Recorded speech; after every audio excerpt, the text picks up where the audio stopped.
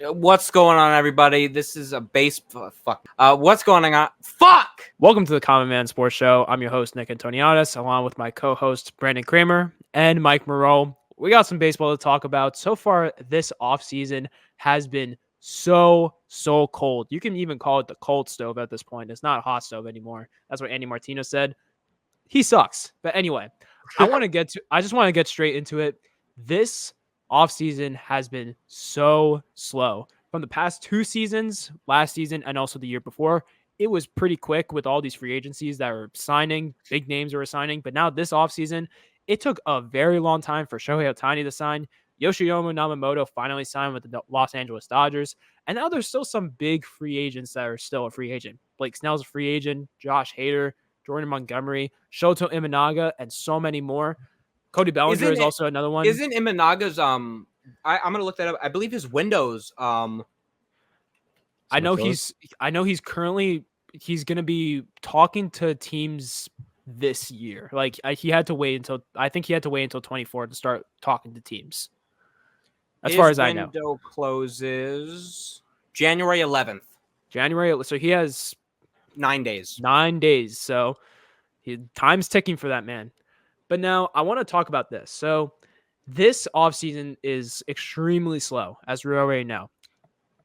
What is the next big free agency signing that needs to happen that has to pick up this offseason? So, Brandon, we'll start with you on this one. A pitcher, one of the big starting pitchers. I don't think Bellinger is going to really make the difference, but it's got to be one of the pitchers. This is a pretty good pitching market. You have Snell, Montgomery, Josh Hader, even Jordan Hicks with the bullpen. There's one of the pitchers it's fucking January. I mean, normally this shit happens during the winter meetings, but obviously they weren't really talking much. My guess is Snell's probably asking for over $200 million, and Snell's good, but he's not $200 million. Yes, he's a 2-time Cy Young, but I wouldn't give him over $200 million. Montgomery's probably asking for $200. I would give him $150 over 6 years, but that's just me. Probably $150 over 5 years, but one of the pitchers. Now, if Hader gets signed, that could get the relief market rolling, because normally that comes first, but one of these pitchers has to sign, because Bellinger has all the leverage in the world. There's no really outfielder that is really going to move the needle. I mean, Tommy Pham's there, and speaking of that, he did win his fantasy league this year, so Jock Peterson is safe.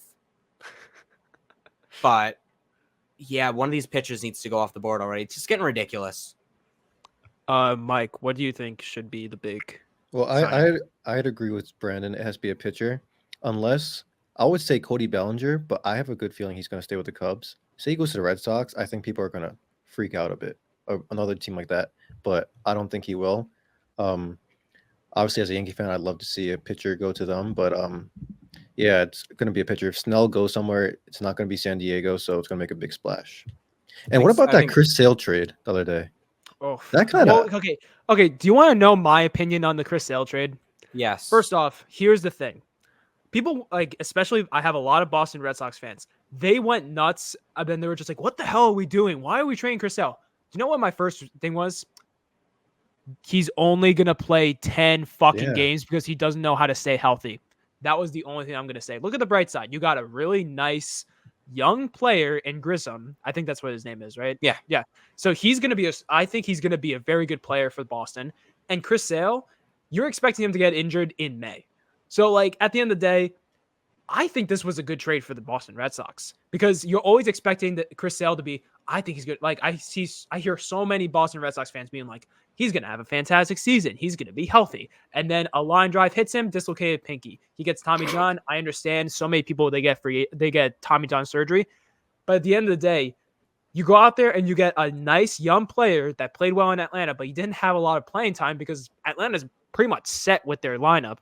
So you're finally going to have playing time in Boston, a rebuilding team, and you trade away Chris Sale, who's a no one anymore. That's my personal opinion. So at the end of the day, put a once fun it happened, I'll let you talk after I say this. At the end of the day, when I saw the Chris Sale trade, I'm like, okay, we get to see him. Cool, whatever. He's dog shit. I mean, I got to shout out my friend Connor. I was on Discord with him when I was at that game alone, and that man despises Chris Sale. So when Chris Sale got hit in the finger, I told him what happened. He thought I was joking till he sees it. This motherfucker starts maniacally laughing, and he's like, I hope he's dead. But anyway, Chris Sale hasn't been the same since he's tore his UCL. He's not throwing 100 anymore. He's throwing, 94, 95, which is decent, but that slider is much slower. So it's just the deception's not there. I mean, he's also a fucking stick. So you saw his body breaking down in enough time. I mean, he probably sold his soul for that World Series, but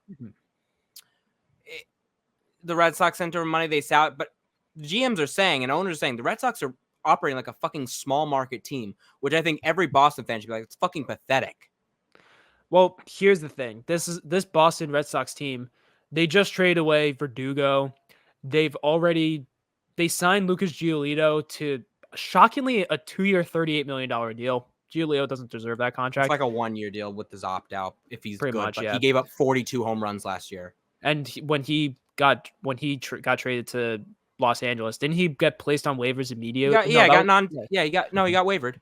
He got Okay, I thought that was Randall Grichuk. I think they both did. No, he got waived. No, they all got waived. They both did. Oh yeah, they all did. And then he went to Cleveland and stunk up the joint again. Okay, so like this Red Sox team, they're mainly just going to be pushing for 1 to 2 year deals max. And I actually kind of want to say this. I'm going to say that the Mets are going to be doing the exact same thing. So this is what I kind of want to say about this New York Mets team right now. As a Met fan, I couldn't tell you. As you can see right there. Couldn't tell. I will say this. Mets fans, I hate to say it, but you are going to be expecting the exact same team or even worse than the 2023 season. The only difference about this season is that you are not having expectations through the roof. You're not going to have 2 Cy Young pitchers going to be pitching for you. You are going to be having a very, very bad season, and we are expecting that. We are expecting 1-year deals. We're even expecting 2-year deals. The only chance that we can even get something that's multi-million-dollar contract is most likely going to be a P. Alonso extension, which I don't see happening because his agent is Scott Boras, and he loves to test free agency. I do see P. Alonso coming back with the New York Mets, but I do see P. Alonso being like, let me just test free agency. But then the Mets would be like, okay, here's a $200 million deal, and he'll take it. But Mets fans, do not expect a big signing. Do not expect a Jordan Montgomery. Do not expect a Blake Snell. Just expect small signings and just forget about this season and then prepare for the 2025 season. I have a rant, and I'm going to get heated. Hal Steinbrenner and Brian Cashman need to fucking wake up. You got Soto. Great. Do something else. Fucking do something. I don't want to trust Carlos Pavano to fucking pitch well or Nestor Cortez. All right, our 5th starter is fucking Will Warren. I mean, you got Soto. Great. They offered more AAV for Yamamoto. Great. Do something. Get Montgomery. Get Jordan Hicks. Do something, you bald fuck. Okay, so I'm going to counter that a little bit. In my personal opinion, I think that the main reason why that they're not going to sign players, like they're like very low key when it comes to the sign players, they're not signing at all, is mainly because they want to save enough money so they can extend Juan Soto. But they're the New York Yankees. That's my personal opinion. To save money. But that's my personal opinion. If Juan Soto is going to have a great season, which I do expect him to have a great season, he's probably at going Yankee to win MVP Stadium at this rate. Honestly, he's my MVP pick this year. And that's not me being non-biased. It's just because of the stadium. And, he's going to hit, if he's hitting normally again, 40 home runs, although his main competition is going to be... Normally? He had his best season last year. You can argue and say he had his best season last year. With San Diego, but in turn, he hasn't been the same guy that he was in Washington. I mean, the number 1 competitions right now for MVP next year are going to be Ohtani. Corey Seager. If Corey Seager stays healthy, he's going to most likely win MVP. If he stays healthy with the numbers he was putting up. I mean, if Juan Soto, look, if he can put up the numbers he put up with Washington, he really started off poorly with San Diego last year, if I'm not mistaken. No, he had a great season last year with San Diego. I think he led the National League in RBIs, and he had a career high in home runs. Oh, shit. Yeah, I forgot he hit 35. I thought he hit 40 one year. Yeah, by 1. But he started off very slow. I do remember that until he started pulling the ball again, which, hey, lefty pulls ball. Smart. No, but in terms of the on-base, it was considered a down year because in Washington he was batting over 310 with a close to 500 on base, No, but and it dropped to a measly 410. When you said that that's your pick for MVP, Yeah. At that point, Juan Soto is going to be asking for more than what Aaron Judge got, in my opinion. Juan Soto deserves, if he has that year, it's going to be $45 million a year minimum. Exactly. So there you go. The They Yankees can will do save that. enough money and they'll spend wholeheartedly on this man and make him a Yankee for life. That's kind of the main, like, you can go out there and get very small players. And I think this is kind of funny how they got rid of Gio Urshela, and then they also got rid of Jordan Montgomery just to say, hey, do you guys want to come back with the Yankees? I would not mind Gio Urshela coming back because he'd That's be a such a great backup third baseman. He'd be Now, a good Montgomery- he'd be a good mentor.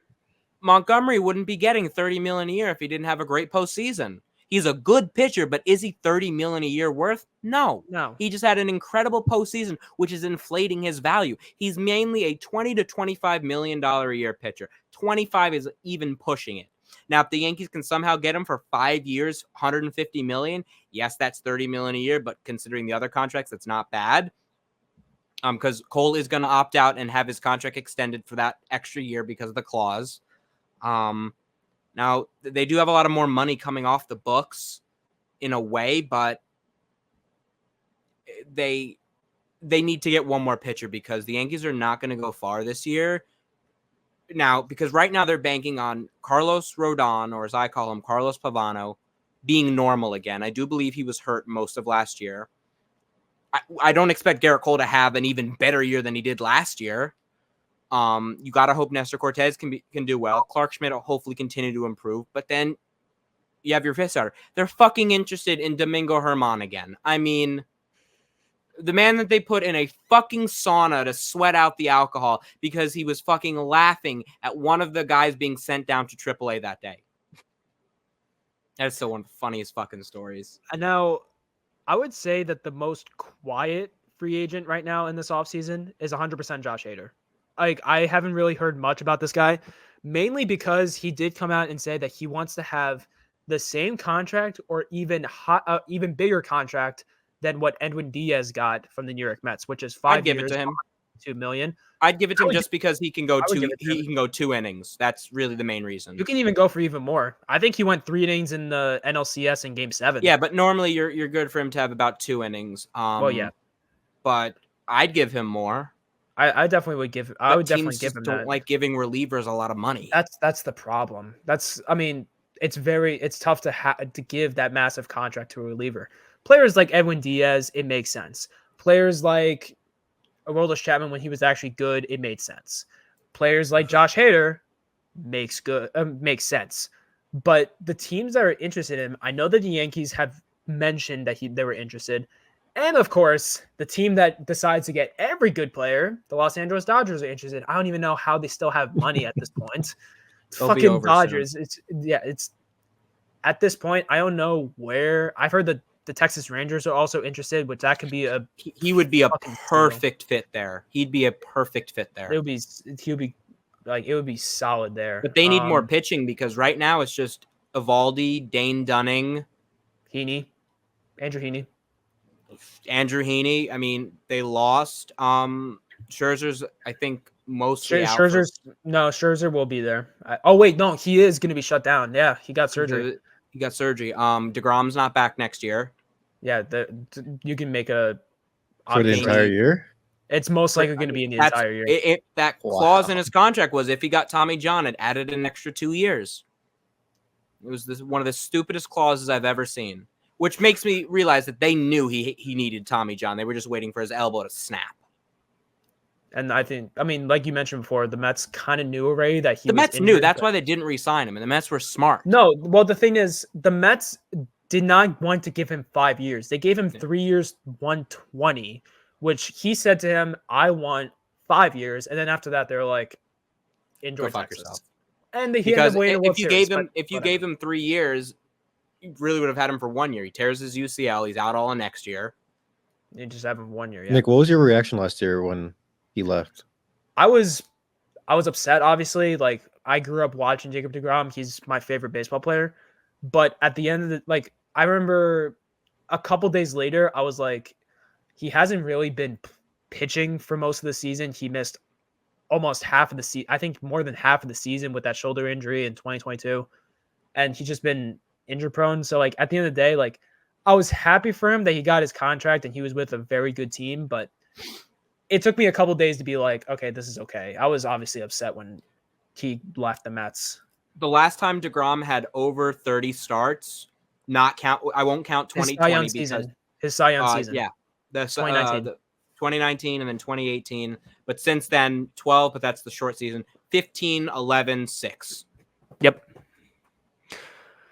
And then even that 15 start, that was when he had like a year of like 1.06. That was when he was like literally the best pitcher in baseball. He was dominant then. But when it comes to Cody Bellinger, I do agree that he's going to be staying in Chicago. I think what the problem is that I think teams are stubborn to give him the big contract because he just had one good season. And there's been multiple players that they had one good season and then they get this massive contract and then they became no ones. Anthony Rendon. There we go. Perfect example, Anthony Rendon. Another perfect example, Ian Desmond. That was still so fun. He doesn't sign. He signs with the Texas Rangers for like 1 year, $3 million, becomes an all-star, becomes an everyday center fielder, then signs with Colorado, thinking that was going to be a good contract, and then he just didn't see the field. I mean, the Yankees were concerned about his hard hit rate. He was getting lucky last year. But for a guy to be shit those so many years and then just finally find it, I wouldn't trust to give someone that much money because then if he shits the bed, you have a Jacoby Ellsbury type situation again, which is one of the reasons why I'm very happy the Yankees didn't get him. They got Trent Grisham, who easily will hold over center field. At times, Judge isn't playing center until Dominguez comes back if he can throw. But yeah, it just now. Luckily, what Boris said after the Ohtani thing is the market is still going to remain the same for position players. So Soto's not going to ask for $700 million. Soto's going to probably get some years at worth $50 million. Like, he's 26 or 24 right now.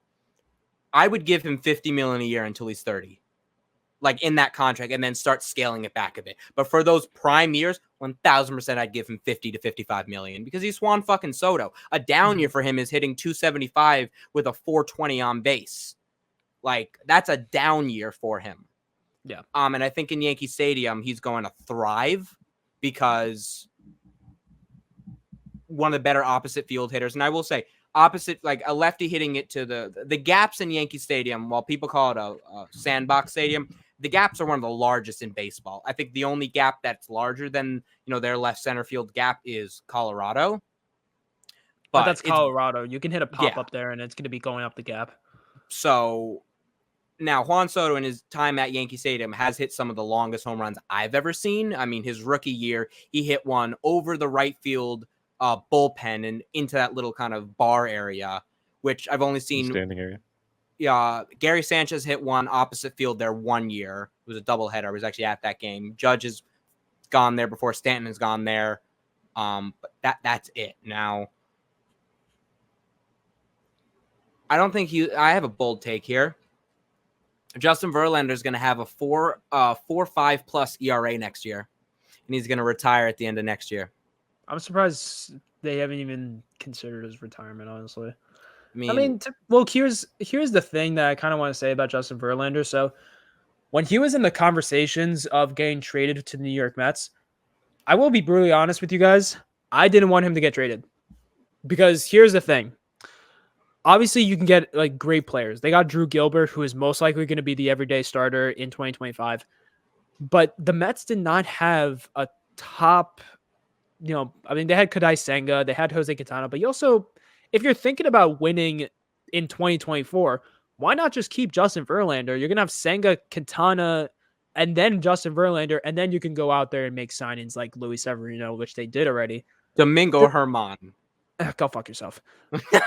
But at the end of the day, like, I was a little upset that they decided to trade Justin Verlander because when he was with the Mets, yes, he started off pretty poorly, but then as time progresses, he started to feel a little bit comfortable and he wanted to stay. I think that him deciding to go to Houston was like probably the best decision because he loves Houston. He's won 2 World Series there. He's won a Cy Young. He's best friends with Jose Altuve. But in my personal opinion, I kind of wish that the Mets kept Verlander and traded the other players that they did. That's my personal opinion now.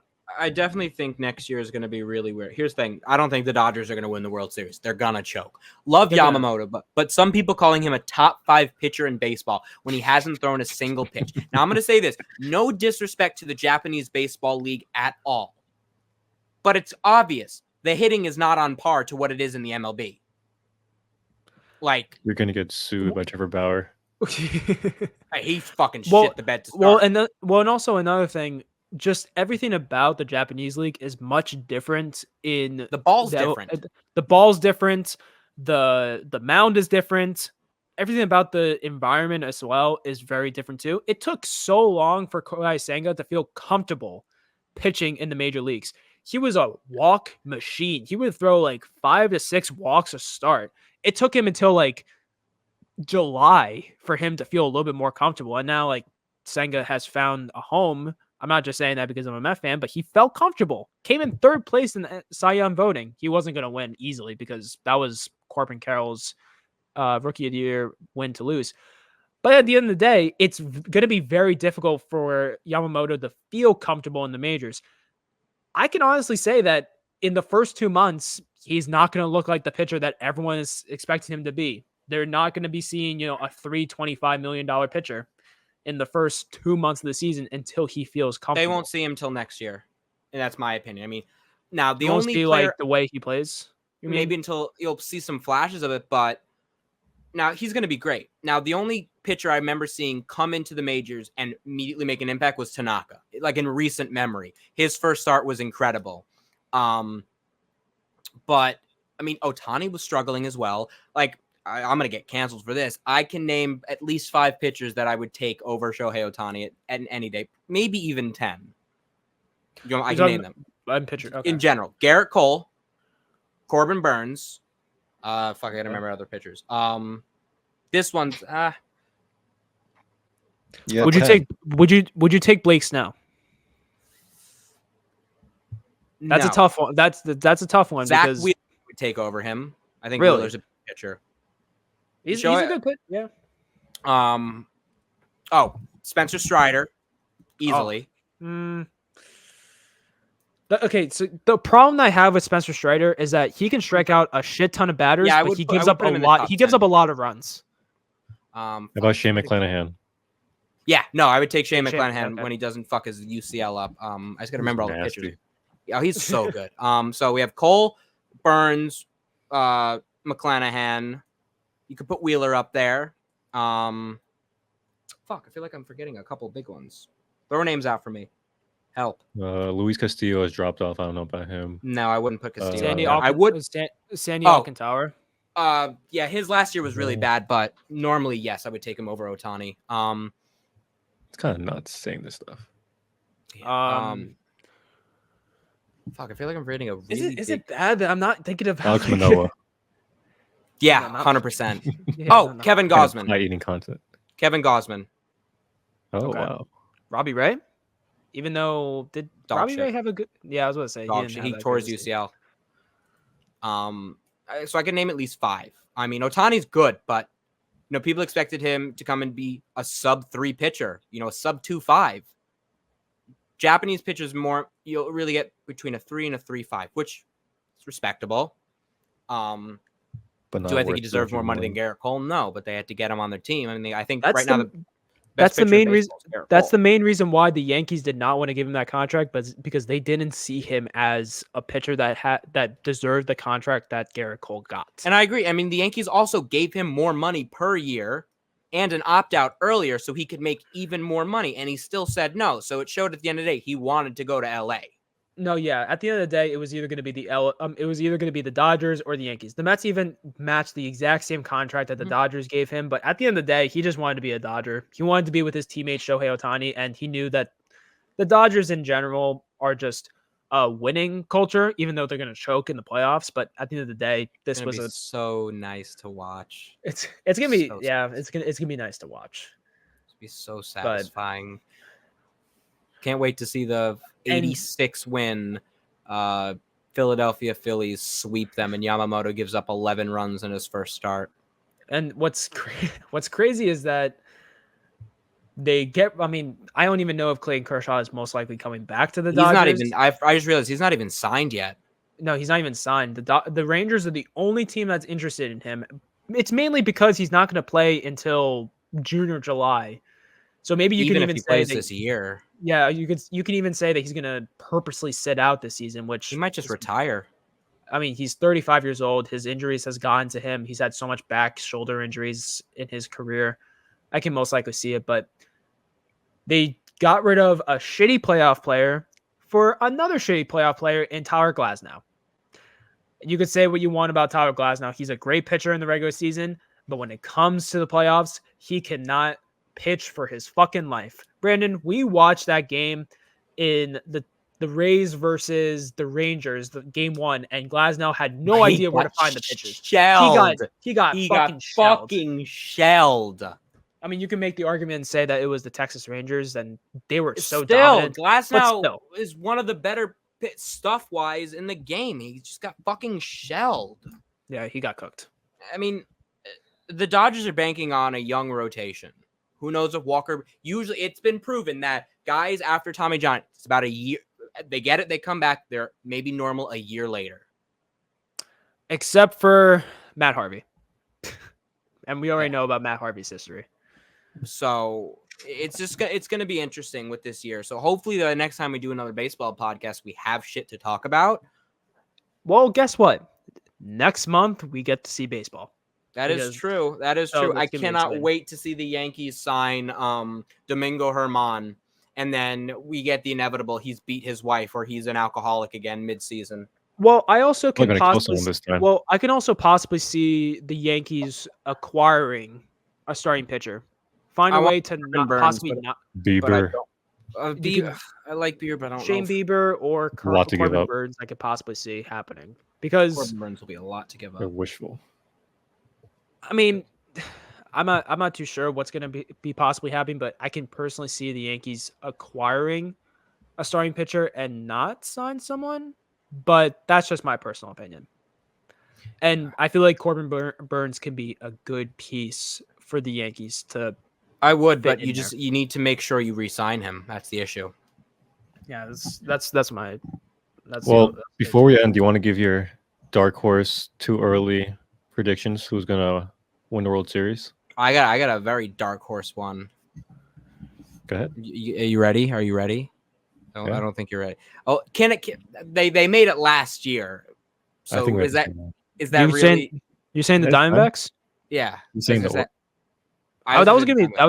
was gonna be my pick, honestly. If they signed JD Martinez, then I would say horse. I mean, it's a bigger dark horse than the fucking Orioles, who just won over 100 games. It's not. They didn't go that far. They still won over 100 or the games. Rays too.